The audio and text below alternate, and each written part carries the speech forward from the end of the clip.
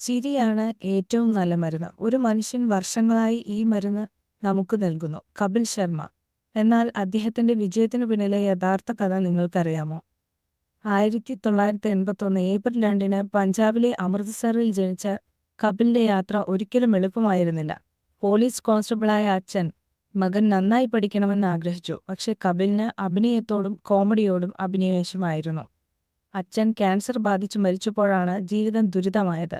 സാമ്പത്തിക ബുദ്ധിമുട്ടുകളും വ്യക്തിപരമായ നഷ്ടവും കാരണം കുടുംബത്തെ പോറ്റാൻ കപിലിന് വ്യത്യസ്തമായ ജോലികൾ ചെയ്യേണ്ടി വന്നു. പക്ഷേ അവനൊരിക്കലും തന്റെ സ്വപ്നം ഉപേക്ഷിച്ചില്ല. 2007 the great Indian laughter challenge നേടിയതിലൂടെ കപിലിന്റെ ജീവിതം മാറി മറിഞ്ഞു.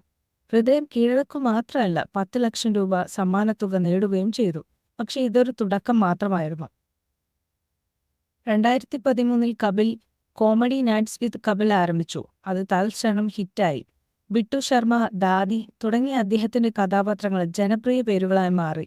ബോളിവുഡ് താരങ്ങൾ പോലും അദ്ദേഹത്തിന്റെ ഷോയിൽ അണിനിരന്നു.